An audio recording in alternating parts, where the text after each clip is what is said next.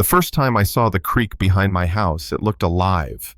Silver water curling between the rocks like it had its own rhythm, whispering against the banks as if it knew secrets I didn't. I moved out here 15 years ago after leaving the Army Corps of Engineers. Back then, I thought I was done with chaos. The house wasn't much, but the land, it was honest. Solid ground. I built a small pump station down by the creek, just concrete pipes and an old motor. Nothing fancy, but that thing kept this neighborhood dry through a dozen storms. It was my quiet little miracle, humming through the nights while the rest of the town slept. For years, nobody cared. The HOA existed, sure, but it was mostly newsletters and bake sales. Then came Melissa Crane. New president, new rules, new energy, the kind that smells like perfume and control. I first met her one morning when she was standing by my fence, sunglasses, gleaming arms crossed like a sheriff in a western. She pointed at the pump and said, "That structure doesn't meet community standards." I laughed, thought she was joking. "That thing's been here over a decade," I told her. "It's saved your property more than once." She tilted her head and smiled, that tight politician's smile. Maybe nobody enforced the rules before. That was the start of it. Letters followed. Then fines. $50 a day for violating aesthetic harmony. I sent copies of my county permits, engineering approvals, even a note from the previous HOA thanking me for building the pump in the first place. Didn't matter. Melissa didn't care about facts, she cared about control. At first, I tried to be civil. Old habits from the service: you don't start a war, you don't have to fight. But she kept pushing. One morning I came out to find an HOA truck parked by my fence. Some guy in a neon vest was taking photos of my shed, my mailbox, even the pump. Melissa was in the passenger seat waving like we were old friends. That night I got another notice: paint color violation, structural visibility violation, whatever that means.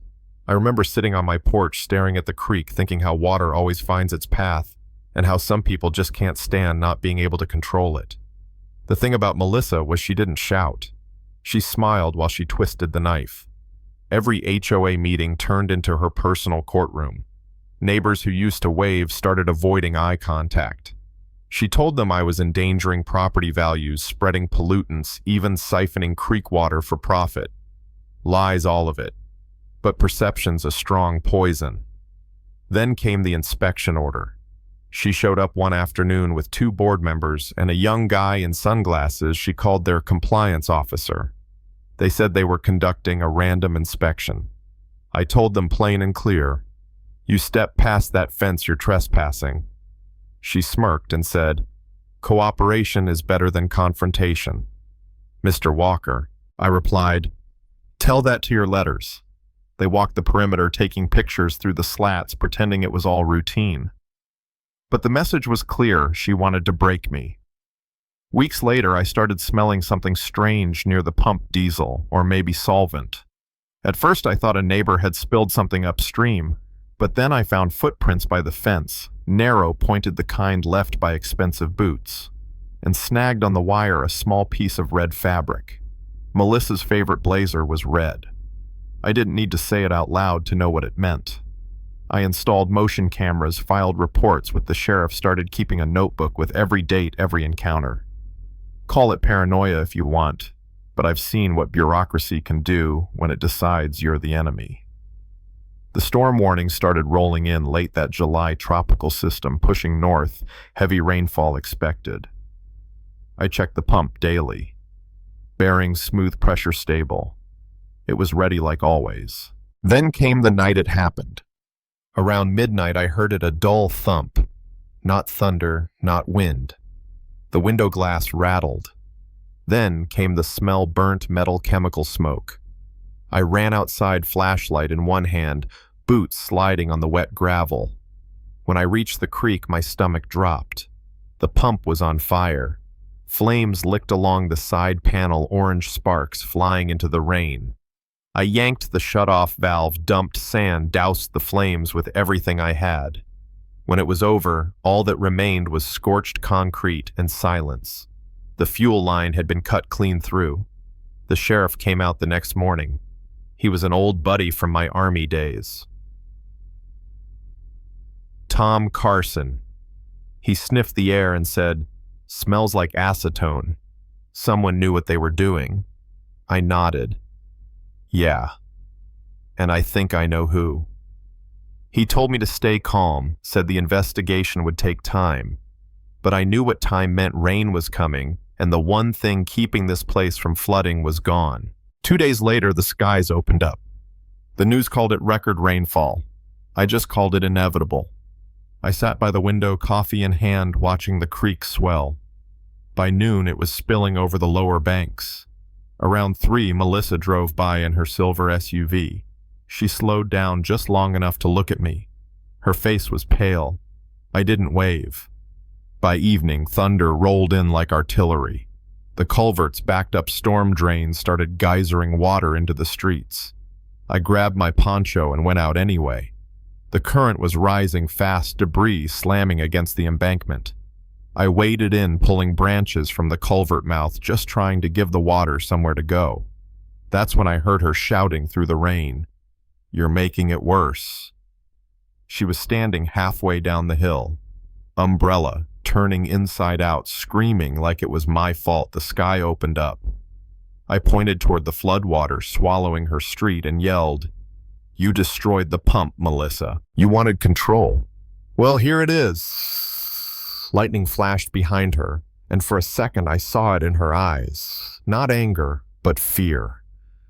The ground shook as the culvert finally gave way. A wave of water burst through, roaring down the slope, tearing fences and trash bins with it. Melissa stumbled back, nearly went under. I ran, grabbed her arm, dragged her uphill as the current swallowed the lower road. We reached my porch just as her car alarm started wailing below, half submerged in brown water. She stood there, shaking, rain pouring down her face. "It wasn't supposed to happen like this," she whispered. "No," I said quietly. "It never is." By morning, half the subdivision was underwater.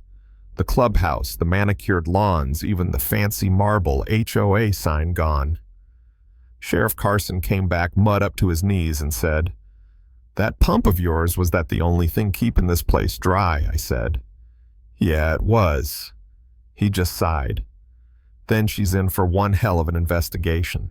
The county inspector confirmed it a day later. Accelerants on the foundation, clean cuts on the pipes, and every one of the HOA's violation notices signed by Melissa herself. They took her away in cuffs while cameras rolled. I watched from my porch, not smiling, not angry, just tired. She looked smaller sitting in that cruiser, just a woman who let pride turn her into her own worst enemy. Weeks passed. The county suspended the HOA, labeled it negligent and corrupt. Funny thing, they asked me to help redesign the flood prevention system, the same design she once called an eyesore. I said yes, but only if it protected everyone this time. One morning, I found a plain envelope taped to my gate. No logo, no letterhead, just shaky handwriting. "You were right about the water. I thought I could control it. I was wrong. MC." I stood there for a while, reading those words over and over, then folded the note and put it in the same drawer where I keep my wife's old field journal. She loved this creek, the sound, the peace, and maybe that's why I never left. Now, years later, the HOA's gone, the neighborhood's rebuilding, and the creek, it's still there, steady and alive.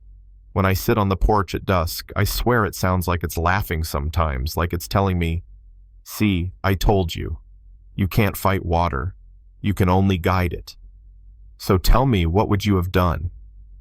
Would you have fought back, or let nature teach the lesson itself?" Drop your thoughts in the comments. Hit subscribe. If you want more stories like this, and tell me, do you think justice was served? Or did the water do what people never could?